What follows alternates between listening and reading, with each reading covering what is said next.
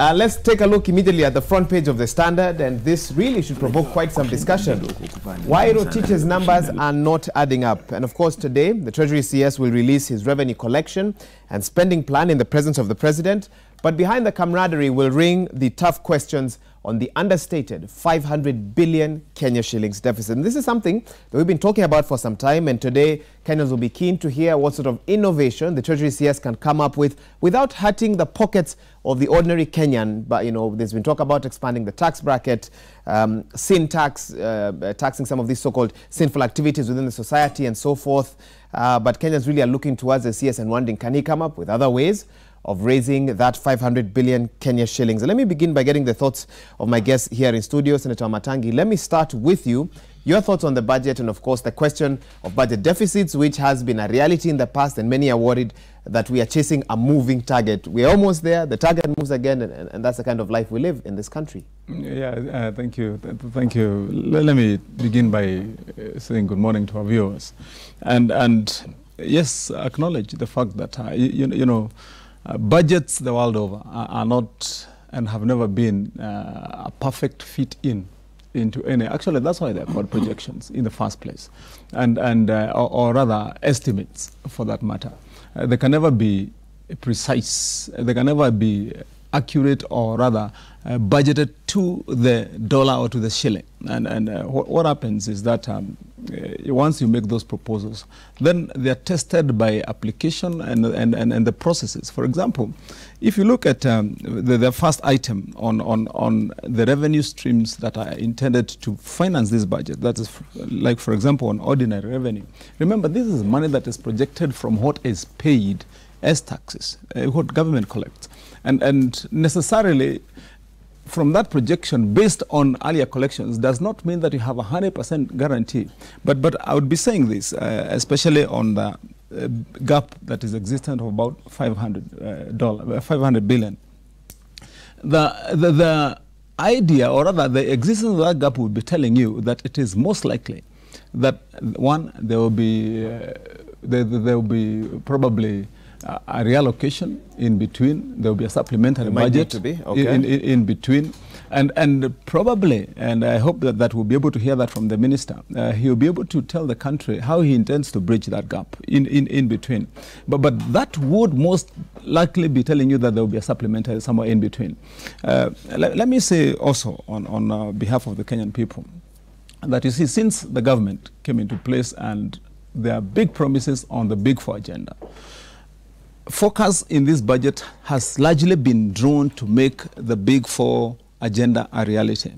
And that notwithstanding, we have again now the commonplace, the usual areas of expenditure. And I think this is going to be a huge balancing act. Let's acknowledge that, as stated here in this paper, that our budget has now grown probably to figures that people would have never imagined. Who would have imagined that at the advent of multipartyism, in 1992, when we had a budget of 180 billion, only 180, barely 2 decades later, over 3 trillion, that we'll be having a budget of 3 trillion. Well, it's very optimistic. I think it's also, I would say, it requires a lot of balancing. It's not very easy, I'll tell you, to get these things to happen as promised in the budget right now with those projections. But I believe because we have grown gradually as a country, eventually I think we'll be able to. The question is it too optimistic? And Honorable Wamalwa, let me get your thoughts. I think these budget estimates, there's a lot of ambition, because I was just trying to do the comparison, a comparative analysis between the East African countries. You realize that currently Tanzania has about 55 million. Kenya, we are talking about a population of almost 45 million. And you realize that the budget estimates now for Kenya, we are talking of excess of 3 trillion. But the other East African countries, Uganda, Tanzania, put together, they can't even merge. So to me, I think it's not just 500 billion. I'm suspecting the deficit is more. And if the deficit is more, obviously, looking at the ordinary revenue that is going to raise the AIA, the grants and the debt, here is where we're likely to go. I see the government going to overborrow.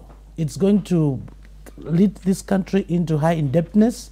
And you know very well that the IMF and the World Bank has been giving recommendations that Kenya has been borrowing beyond what it can be able to chew. So really, I'm seeing Kenyans going deeper in their pockets. I'm seeing treasury coming in with measures of increasing taxes. I'm going to see even taxes in more of the essential goods. And if you're going to put taxation on things like paraffin, milk, bread, we're going to have a very high cost of living. So I'm seeing Kenyans going into poverty. You know, in terms of balancing, we are supposed to increase production as opposed to on the consumption side.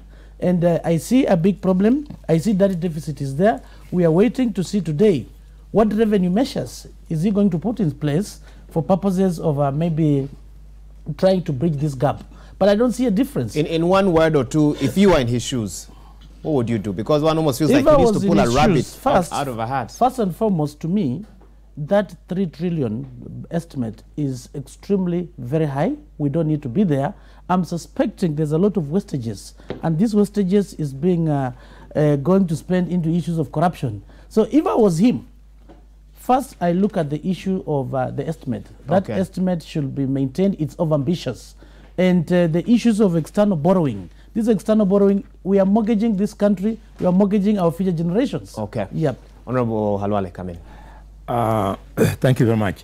The fact that the budget has now gone up to over 3 trillion shillings, in fact 3.07 trillion, should not be something that we should even debate, because you can choose to come to Kenyans even with a budget figure of 5 trillion. What is important is how do you fund it? So Kenyans should be asking themselves, having come up with such a high figure, how does Rotich intend to tell us how the government is going to fund it?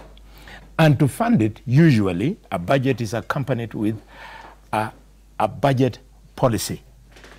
So I understand there is a new budget policy, members of parliament who are here, where the intention now is that manufacturers, to recover their VAT, they will do so from consumers. That is now the new policy. And if that is the case, then automatically the price of medicines, fuel, bread, milk, and other consumables is going to go up. It's going to be very bad for Kenyans, and therefore I want to demand that members of parliament, when you go, your focus should not be on the figures that are being floated, but how does the government intend to fund that budget? Okay. Yeah. Senator Kajwang. Well, Wahiga, the budget process has shifted from the past, when we used to wait for the CS Treasury for the Minister for Finance to come up with some ground or earth-shaking announcements. It's interesting that the East African countries are still reading their budgets on the same day, while in Kenya, way back in December, the budget policy statement was issued. And so whatever Rotich will be reading today should not be a great surprise. The only surprise will be the revenue-raising measures. And a lot of analysts have said that the revenue-raising measures will not be any different from the proposed amendments to the Income Tax Act and certain other proposals that Rotich has put forward. In the budget policy statement, Parliament approved a budget that was coming close to 3 trillion. And so that is not Rotich's number. That is a number that came from Treasury, went through Parliament, and it was on that basis that we did the Division of Revenue and Allocation of Revenue Act. What Parliament will now need to consider will be the proposals by Rotich on how to raise revenue. And that is where the problem lies. There are proposals that will increase value-added tax from 16% to 18% to be in line with our neighbors. That is going to hurt Mwananchi very much. There are proposals to introduce value-added tax on petroleum products. You know, in Kenya, you don't pay the VAT on petroleum products. If that was to be brought in, then overnight, the price of fuel, the price of kerosene will jump by 16%, and that will result in an increase in matatu fares. It is going to result in an increase even in food that we eat in the vibandas, because some of the vibandas use gas and others use paraffin.